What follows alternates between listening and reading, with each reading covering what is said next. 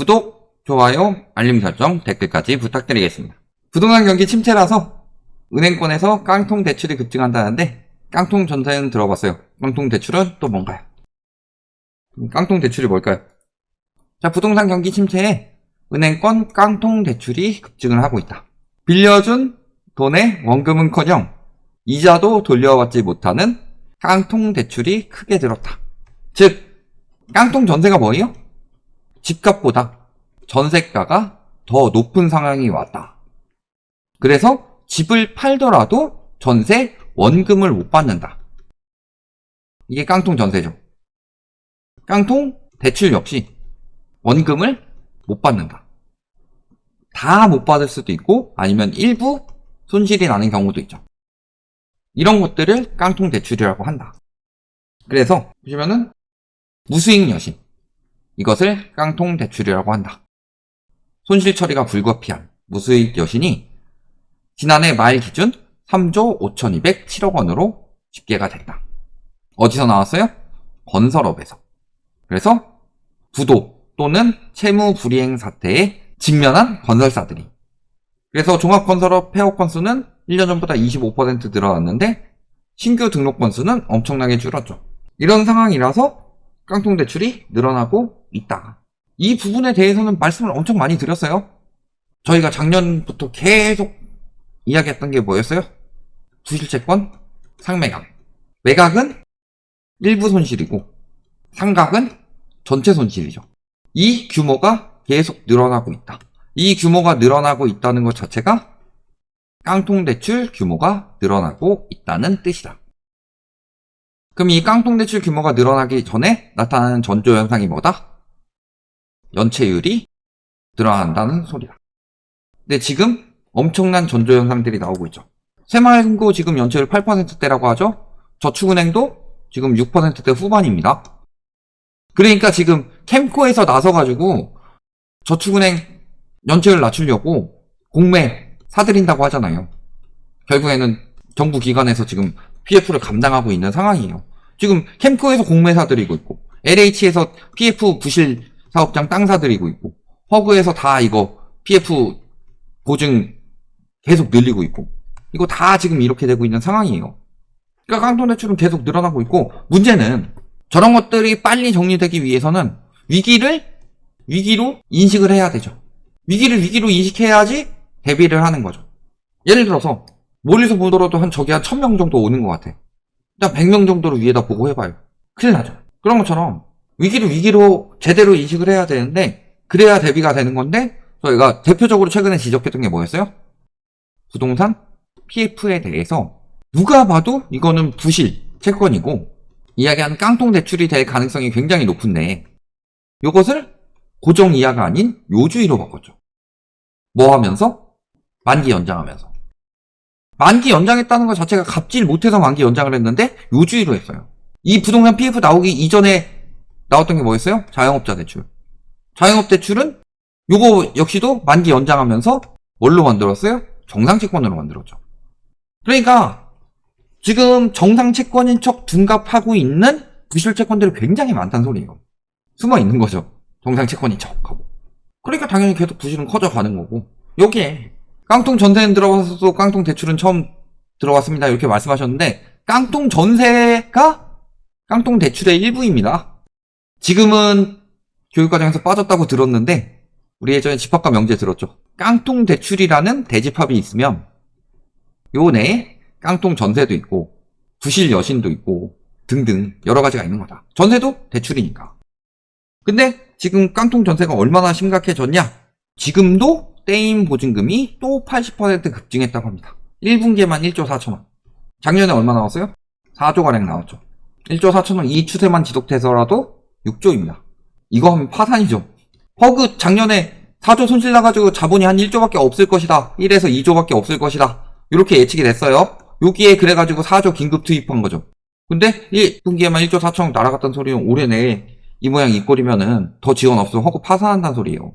그래서 1분기에만 1조가 넘어섰고 전세 보증보험 사고액은 1조 4천억 원, 사고 건수는 6,593건. 이상하지 않아요? 요즘에 전세 계속 올라간다고 언론에서 그렇게 이야기하잖아요. 전세 계속 올라간다. 전세 올라갑니다. 지금 역전세난을 걱정할 때가 아니라 전세 대란을 걱정할 때입니다. 언론에서 이렇게 떠들고 있는데 깡통 전세가 나는 이유는 간단해요. 전세가가 떨어지기 때문이에요.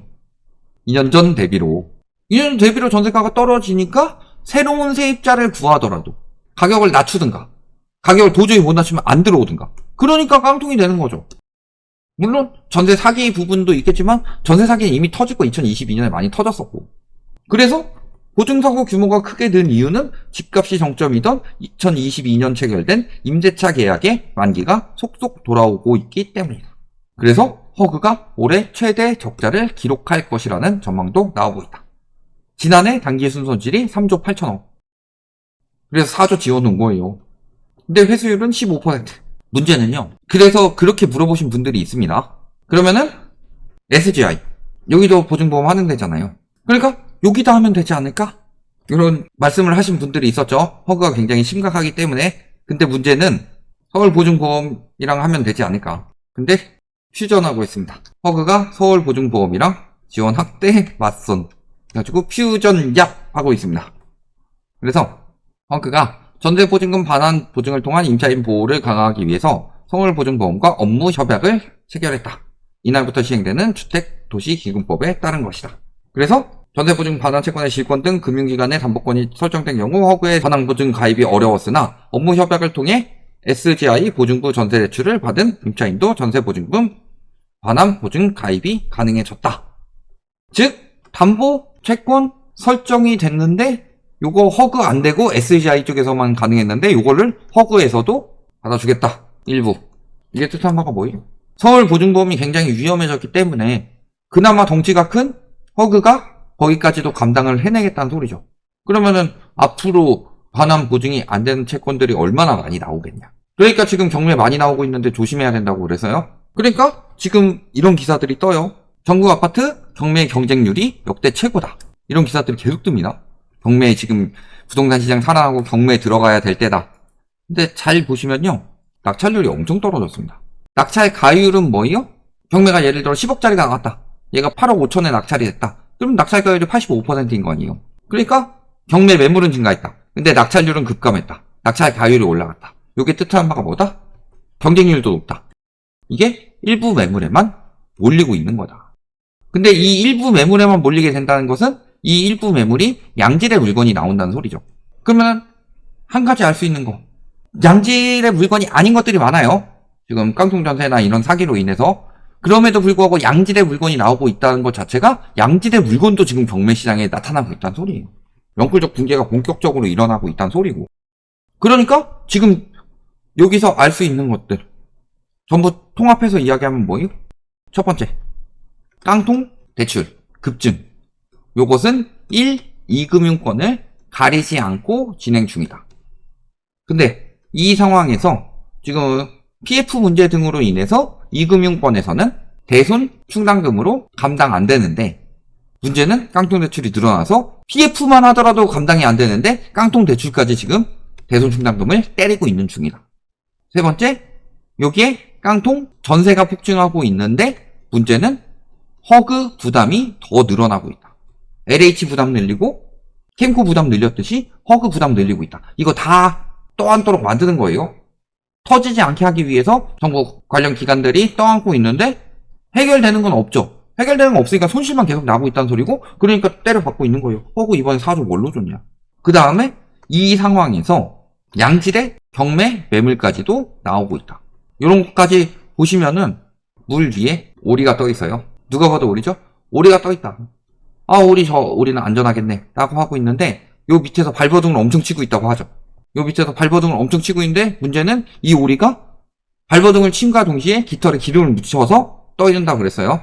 근데 요 기름도 지금 안 나서 못 묻히고 있고 다리도 한짝 부러져가지고 겨우겨우 떠 있는 상황인데도 요 위에만 보고서 아, 집값 올라가고 거래량 늘어나고 부동산 시장 살아난다 이렇게 볼 때가 아니다. 지금 요 밑이 망가져서 좀 있으면 가라앉게 생겼는데 이런 부분을 생각을 하셔야 된다. 여기까지 말씀드리겠습니다.